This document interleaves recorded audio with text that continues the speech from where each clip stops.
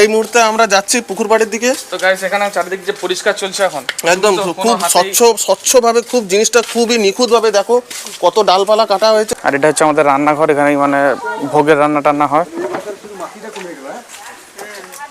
তো এখানে নিখিলদা আছে, দেখি কিরকম পরিষ্কার হচ্ছে কতটা। এই যে জঞ্জাল সব পরিষ্কার চলছে, জঞ্জাল সব পরিষ্কার চলছে এখন।